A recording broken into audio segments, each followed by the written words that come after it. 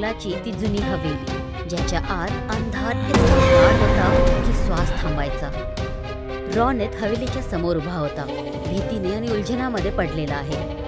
एक म्हातारा ज्याचे डोळे लाल आहेत, हवेलीच्या आतून त्याला इशाऱ्याने बोलवत आहे. बाबा, मला कळत नाही आहे की मी काय करू. घाबरू नकोस, माझं ऐक. त्या हवेलीमध्ये जाऊ नकोस. तो कोणी माणूस नाही, शैतानचा सावली आहे. रॉनेत विचारामध्ये पडलेला आहे की त्याला आता काय करायचंय. तेव्हा सूर्य उगतो आणि तो म्हातारा एका क्षणांमध्ये त्या अंधारात विलीन होतो. आजोबा! बाबा, हा कोणता चमत्कार होता. माझे आजोबा अचानक कसे गायब झाले. ते तुझे आजोबा नव्हते, ते बेताल होते. सूर्याच्या पहिल्याच किरणांनी त्याची शक्ती घेऊन टाकली आणि तो गायब झाला. मग तो भूत माझ्या आजोबांसारखा का दिसत होता? याच्या मागे एक मोठी गोष्ट आहे. चल माझ्या आश्रम मध्ये, मी तुला सगळं सांगतो. रॉनेत, रिया आणि सन्नी बाबाच्या माग माग आश्रमकडे निघून जातात, जिथे कांताराचा विचित्र राज आज उघडणार होता. बाबाच्या आश्रमामध्ये रॉनेत, रिया आणि समीर त्यांच्या समोर बसलेले आहेत. बाबा कांताराच्या जंगलाची भयानक राजची गोष्ट सांगायला सुरुवात करतात. रॉनेत, तुझे आजोबा नारायण मूर्ती देव कांताराचे सगळ्यात मोठे भक्त होते. मूर्ती नारायण भगवान कांताराच्या मंदिरच्या समोर उभा आहे. त्याच्या हातामध्ये पूजेची थाळी आहे, ज्याच्यामध्ये दिवा लागलेला आहे. चोहीकडे जंगलाचे जीव जंतू, हिरण, मोर, साप आणि वाघ आणि सिंह सुद्धा शांत बसलेले आहेत, जसं भगवान कांताराचा आशीर्वाद घेत आहेत. जनजात्या आणि गाववाले एका गोल घेऱ्यामध्ये एकत्रित झालेले आहेत, भक्तीमध्ये विलीन. हे देवा कांतारा, जंगलाचे स्वामी, हे जमिनीचे रक्षक, आपल्या भक्तांना, या जंगलला आणि या जीव जंतूंना आपल्या ताकदने चांगलं ठेव. मूर्ती नारायण मंत्रांचा जाप करतात. दिव्याचा प्रकाश जंगलाच्या अंधाराला चिरतात. मंदिरच्या त्या मूर्तीचे डोळे जाणू जसं जिवंत झाले होते. त्याच वेळी या जंगलात एक भयानक बेताल सुद्धा राहत होता. तुझ्या आजोबांच्या भक्तीच्या शक्तीच्या मुळेच तो लोकांना नुकसान नाही करू शकत होता. पण त्याने एकदा अचानक मूर्ती नारायणवर हमला केला. मूर्ती नारायण आपल्या आश्रमच्या बाहेर फिरत आहेत, तेव्हा एका झाडाच्या दांड्याने त्यांचा जनेऊ फसतो आणि तुटून जातो.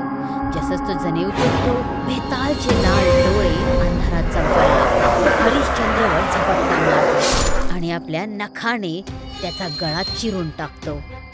रक्ताची धार जंगलामध्ये पसरून जाते. पण बाबा, जर माझे आजोबा मेले आहेत तर मग तो बेताल माझ्या आजोबांसारखा कसा दिसू शकतो? त्याने तुझ्या आजोबांच्या शरीरात प्रवेश केला आहे आणि त्याला धारण करून घेतलं. आता तो त्याच रूपात लोकांना लुभवतो. ही गोष्ट ऐकत ऐकत संध्याकाळ होते. सूर्य मावळतानाच जंगलामधून विचित्र आवाज आणि पक्ष्यांच्या ओरडण्याची आवाज, पानांच्या सरसरण्याची आवाज ऐकायला येते. रॉनेत, रिया आणि समीर घाबरून सहमून जातात. घाबरायची काही गरज नाही आहे. माझा आश्रम पवित्र रेखांनी सुरक्षित आहे. बेताल इथपर्यंत येऊ नाही शकत. पण लक्षात ठेवा, कोणीच बाहेर जाऊ नये. रेखा पार केल्यास त्याची मर्यादा भंग होऊन जाईल. बेताल आणि तो विचित्र हरकते करणारा मुलगा आश्रमच्या जवळ फिरत आहेत. बेताल आश्रमामध्ये प्रवेश करण्याचा प्रयत्न करतो, पण त्या रेखांच्या शक्तीमुळे जळायला लागतो. मी या आश्रमात नाही जाऊ शकत, पण तू जाऊ शकतोस ना. तू माणूस आहेस. जा, त्या रेखेला तोडून टाक, मग मी आतमध्ये प्रवेश करून टाकेन. तो मुलगा हळूच आश्रम मध्ये प्रवेश करतो. तेव्हा रिया त्याला बघते. बाबा, तो मुलगा, तोच, तो विचित्र हरकते करतो तोच. सावधान, त्यांनी रेखांची मर्यादा भंग केली आहे. तेव्हा बेताल आश्रमच्या आत येतो. त्याचे लाल डोळे चमकत होते आणि तो भयानक प्रकाराने हसायला लागतो. तो रॉनेतवर झपटतो, पण बाबा भबूत टाकून त्याला वाचवतात. बेताल समीरचा पाय पकडतो. त्याला वडत वडत जुन्या हवेलीकडे पळायला लागतो. बाबा, माझ्या मित्राला वाचवा. आता मी बेतालच्या चंगुलमधून त्याला नाही वाचवू शकत. तो रक्त बेतालला 108 बली चढवणार आहे. 106 बली झाले आहेत. 108वी जर पूर्ण झाली मग तो एवढा शक्तिशाली होऊन जाणार की कोणीच तुझी रक्षा नाही करू शकणार. पळून जा, आपला जीव वाचव. नाही बाबा, जर माझे मित्र वारले तर मी त्यांच्या घरच्यांना काय तोंड दाखवणार. मी तर प्रोजेक्ट लीड करायला आलो होतो, पण माझ्या मित्रांना सुद्धा नाही वाचवू शकलो. रोनित आपल्या मित्रांसाठी रडत रडत बेशुद्ध होऊन पडतो.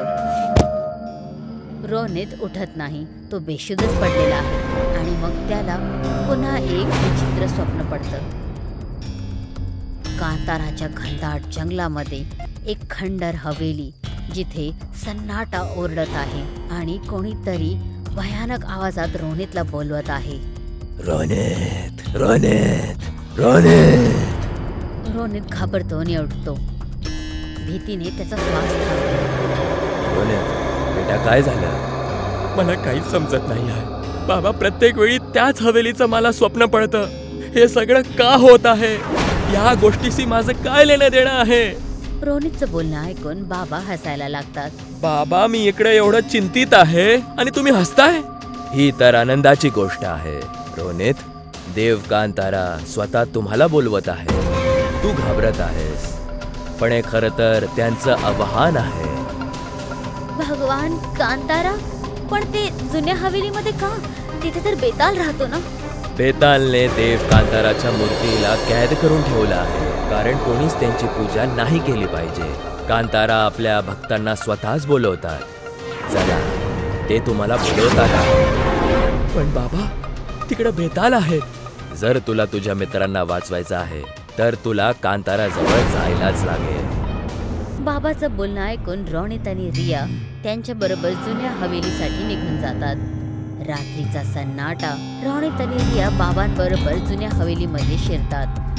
तिथे बेताल रक्त बेतालच्या मूर्तीच्या समोर तंत्र साधनामध्ये लीन आहेत. रक्केने बनलेला तो उलटा त्रिकोण आणि त्यांच्या मधोमधी समीर आणि तो विचित्र मुलगा बेशुद्ध पडलेले आहे. जंगल सन्नादते शक्ती देही में स्वामिंदा गच्छति भयंकरः. आपल्या मित्राची हालत बघून रोनितचे डोळे भरून येतात. बाबा त्याला गप राहण्याचा इशारा करतात आणि तिघेजण गपचूप हवेलीमध्ये भगवान कांताराची मूर्ती शोधायला लागतात.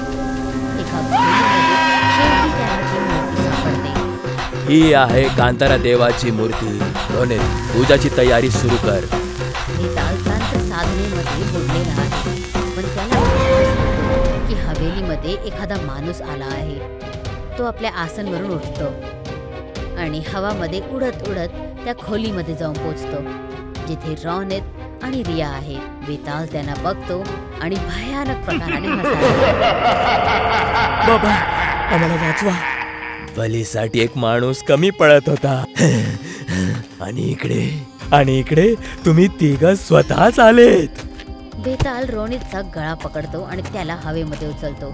रोनितच्या गळ्यातून रक्त वाहायला लागतं आणि भगवान कांताराच्या मूर्तीवर पडतो. जसंच ते रक्त त्या मूर्तीवर पडतं, रोनित भगवान कांताराचा